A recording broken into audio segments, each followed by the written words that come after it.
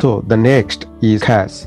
So the caching is another pillar and a core component for any system design. So before going deep into the cache, so let's discuss about a real life use case. So have you ever been an extreme low internet connection or no internet connection at all while using any heavy application on your phone or computer? If so, you might have find this kind of thing happen to you as well. So browsing a website first time in a poor internet connectivity or less network bandwidth. Often the text is loaded before any high quality image. However, in all other subsequent visit to the same website, the page rendering occurs super fast. Okay, so it's all about the magic of caching. If you see in the screen itself, so there is one of here is one of the demo accessing the Facebook videos in slow internet connection. Okay? So if you notice, the text data and the placeholders are displayed, whereas the actual video not yet displayed, right, and not yet rendered. So it's important to it's important to deliver the best experience to the user to improve retention. And in today's competitive world, of course, business get impacted due to the poor user experience. Imagine you are watching your favorite TV series on Netflix, but the video keeps buffering, right? Would you really stick around and continue the subscription on that? In a way, right? So hence caching plays a crucial role in such cases. Okay? The caching works on the principle of locality of reference. Cache acts as a local store for the data to speed up the lookup and retrievals. Okay?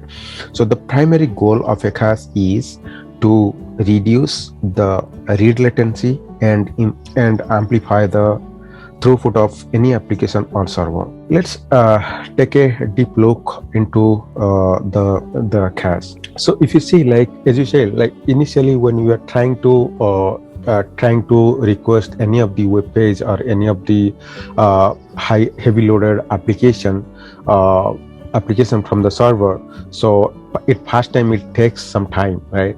Once it being loaded, so when the next time when you are trying to access the same page,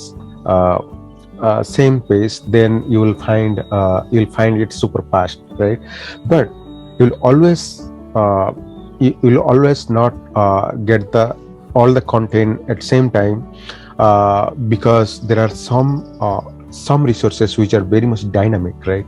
For every request, that's a dynamic, and maybe if that particular resource is being updated in the server, then it might take a little more time comparing to the number of times you would try to access that particular page. So if you see, like in the past phase,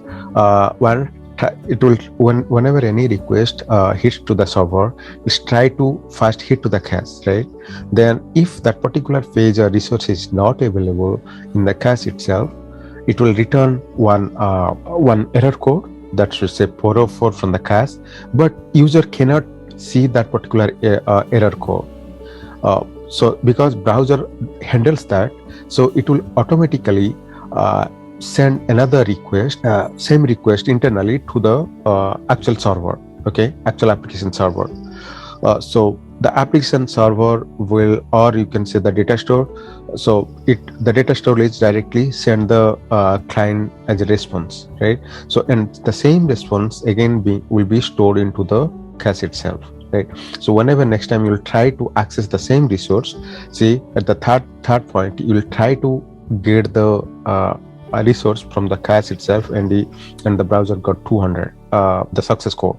So now you're able to see the page. So next time next time whenever you are trying to hit the same page again and again, so this workflow will execute again and again, okay, as long as you are accessing the same page. The basic concept of any cache is the cache uses locality of reference principle, which is nothing but the recently requested data is likely to be requested again, right?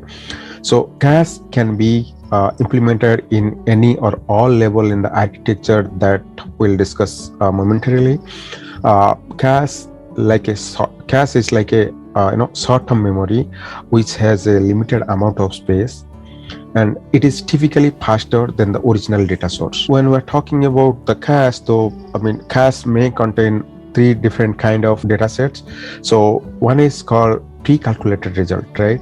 So the cache always holds the pre-calculated data set for faster response to any repeated resources, as we already seen in the previous slide, correct? For example, the number of clicks to a specific web URL, right? So if you are keep accessing a specific web page again and again and again, so maybe if you're trying to, if a browser having some statistics, feature, it will keep calculating those number of times you are hitting to a particular phase, then it will it's called the pre-calculated result, right? Then it always keep storing that in your system. So, and the other one is the pre-generating expensive indexes. So what cache is usually does is like cache keeps the history data once the resource access, right?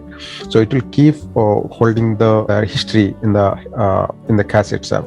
So for example, the suggested products with user click history or browsing history on an e-commerce website or application, right?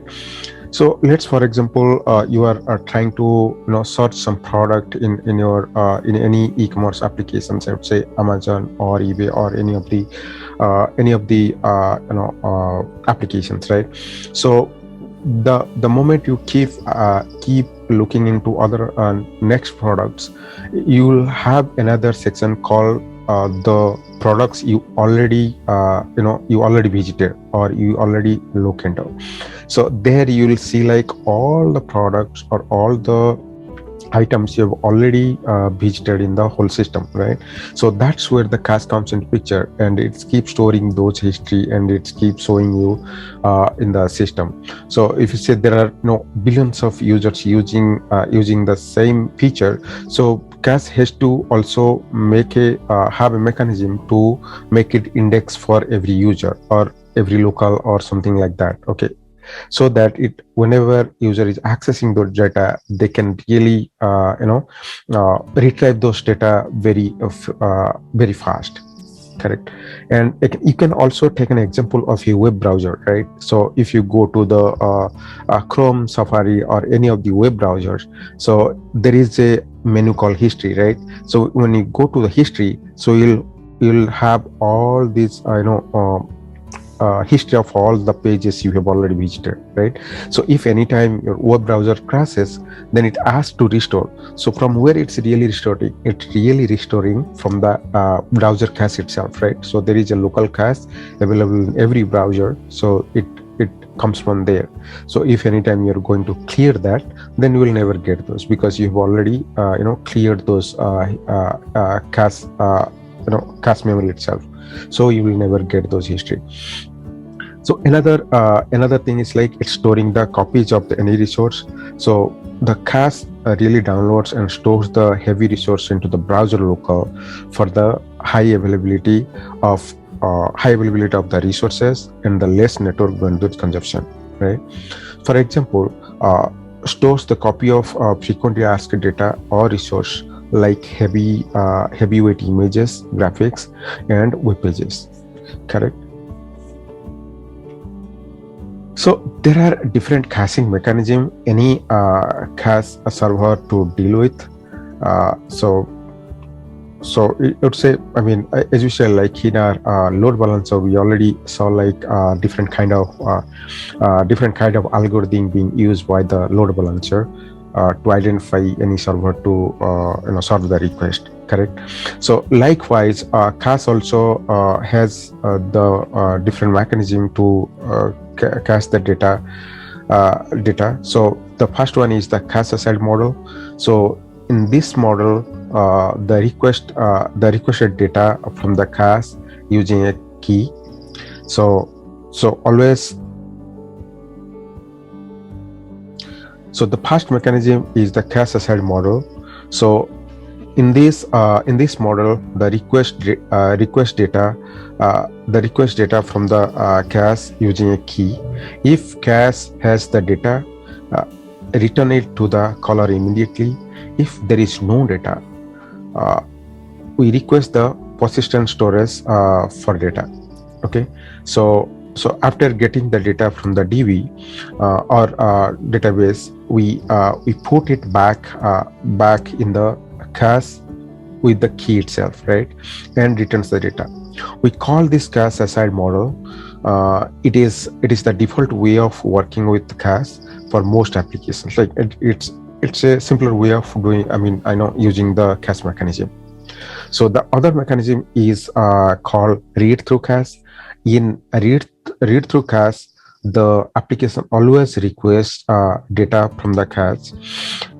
If cache has no data, it's responsible to retrieve the data from the DB using an underlying provided plugin. After retrieving the data, the cache updates itself and returns the data to the calling application. Right? And the third kind of mechanism is called a write through cache. Right?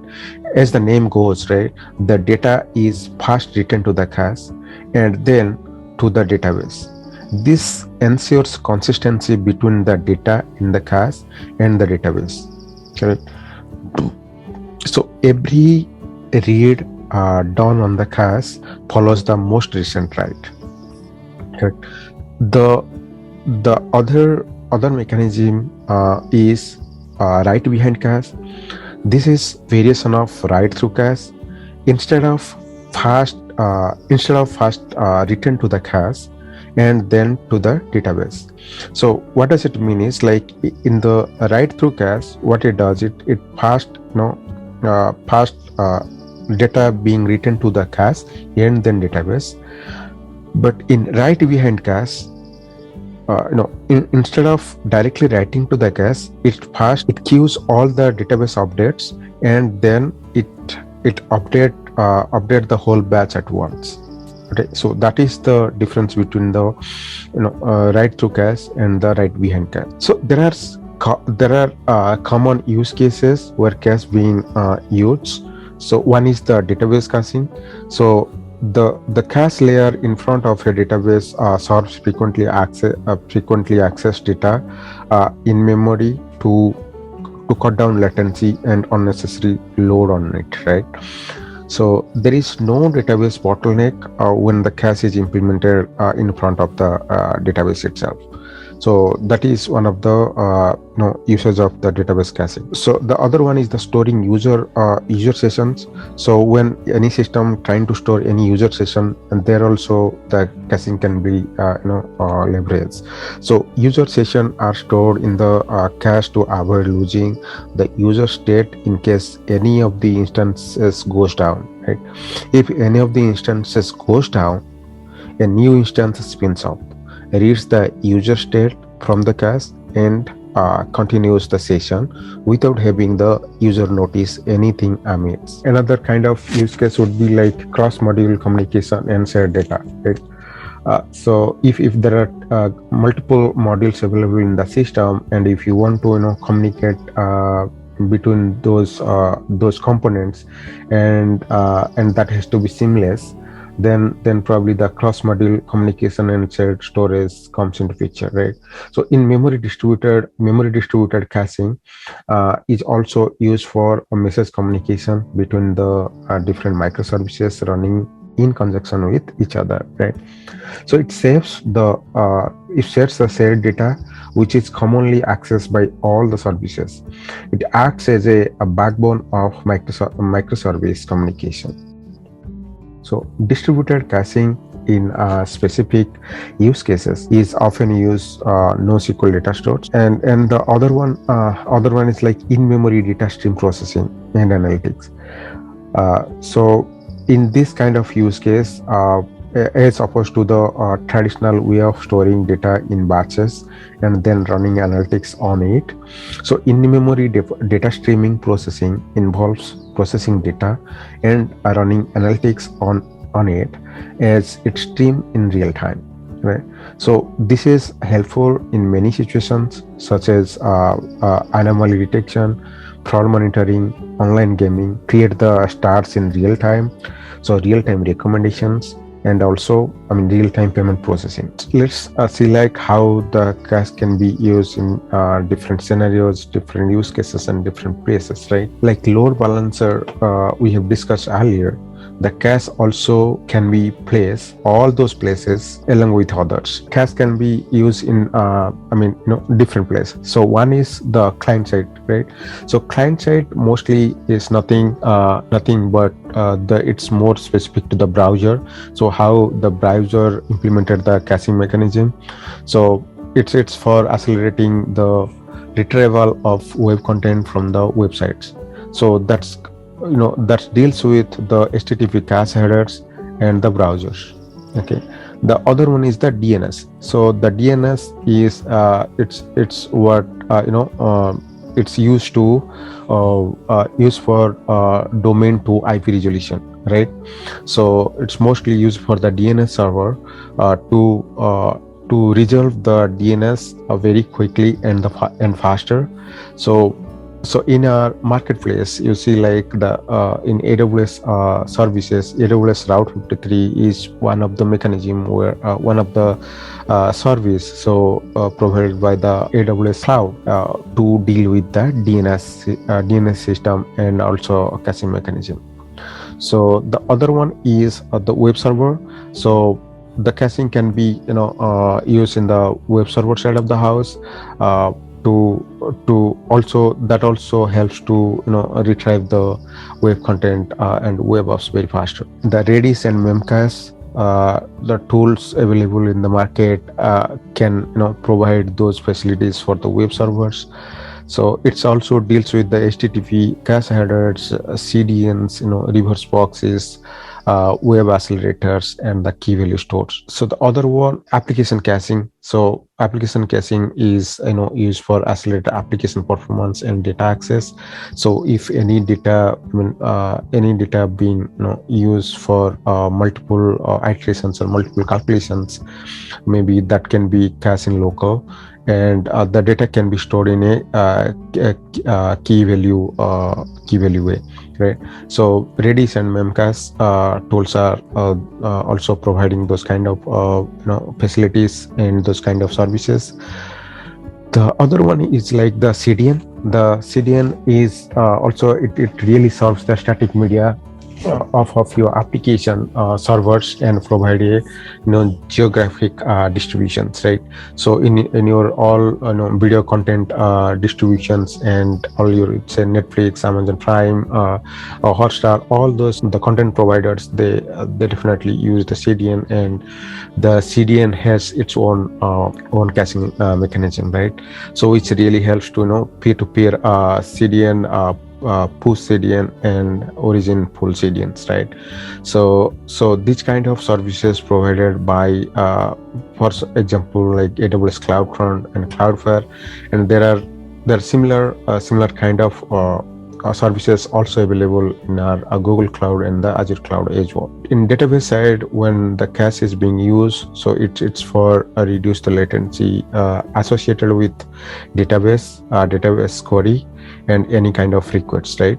So what it does is like any when user queries anything, so it really hits to the database and it buffers the data retrieved from, and it stores as a key value store into the cache itself. So here also Redis and Memcache kind of tools provides those kind of mechanism. When we talk about cache, we talk about what are the what is cache and how it works, but how it works in a distributed system. So a distributed cache is a cache that that has data spread across several nodes in a cluster, or across several clusters, or across several data centers, one or across the region. So distributed cache leverages the high availability and horizontal scalability, where the new instances added as per the demand, and also it can be removed where it's not needed. Correct. So scalability, high availability, fault tolerance are crucial to the large scale services running online today. So business cannot afford to have their services go offline. Correct. So let's for example take example of Visa, right? So so so if any time, I mean, the whole system goes down, so maybe the customers using the card, they're not able to process their transactions as quickly as possible, right? Or because till the time they'll not get any notification, they'll not get that transaction being processed or something like that, right? So they can't afford those kind of system. So think about health services, stock market, or military, right? So they have no scope of going down. They are distributed across multiple nodes with a pretty solid amount of redundancy. So these are the places where the distributed cache comes in picture. There are different, I mean, use cases, as we say, like one is to isolate the application, and to store the web session data, and of course decreasing the usage of network bandwidth, and the cost as well. Correct. And reduces lots of other interruptions as well, because when you are not using any cache, so it will definitely try to again and again hit to the actual server, and it will try to get the data, and there might be other tasks, because it's all about a distributed system, right? So there are other components, other requests come into picture to interrupt the whole request. Correct. So that also being reduced by using the distributed cache. And of course the scaling is one of the biggest benefit out there by using the distributed cache. So the cache eviction and invalidation. So why a system need this? Because of to do two things: to prevent any stale data, and to cache only saving the most valuable data to the server. There must be a strategy implemented to remove the data from the cache and replace it with the one that has more probability to be accessed in the future. There are some of the eviction policies are adapted to solve the real world issues. So one of them is the TTL, right? Time to leave. Time to leave is the time that an object is stored in a caching system before it's deleted or refreshed, right? In the context of CDNs, right? So TTL typically refers to content caching, which is the process of storing a copy of your website resource. For example, let's say the images of prices, text, likewise on CDN proxies to improve page load speed and reduce origin server bandwidth consumption as well. In this context, so TTL governs the refresh rate of these copies, ideally ensuring that stale version of your content are not served to your website visitors. Other one is called LRU. So LRU is nothing but the least recently used, right? So so this kind of policy is a cache eviction strategy wherein if the cache size has reached the maximum allocated capacity, the least recently accessed objects in the cache will be evicted. So just imagine the Instagram storing celebrities photos in a cache, right?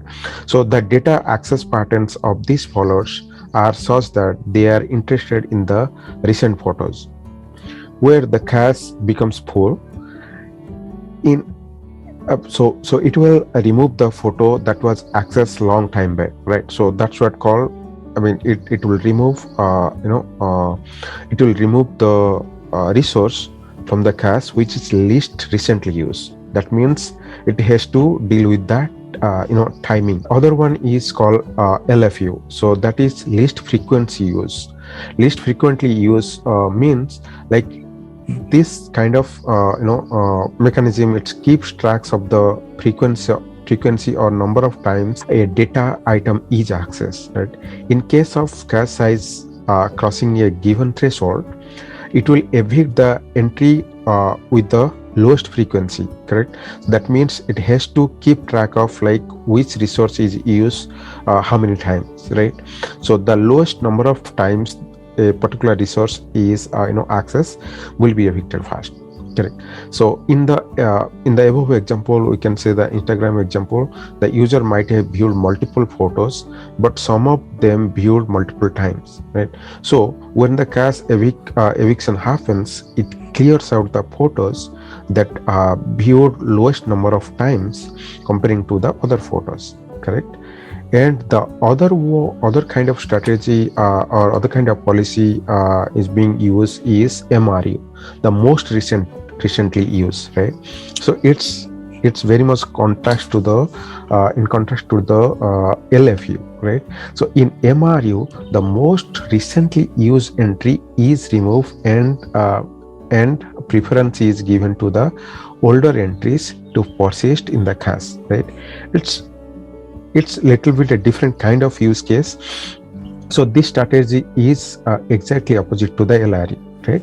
So the most common strategy for cache invalidation. So as we say, like there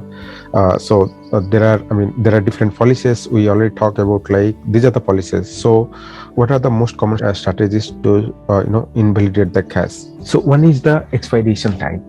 So where the application knows how long the data will be valid. After this time, the data should be removed from the cache using a cache miss in a subsequent request, correct? So the other one is the freshness caching verification, where the application executes a lightweight or determine if the data is still valid every time the data is retrieved, correct? So the downside of the alternative is that it produces some execution overhead. Like every time it has to check the lookup, and if so, the other kind of invalidation strategy would be like active application invalidation, where the application actively invalidates the data in the cache, normally when some state change in the cache identifier.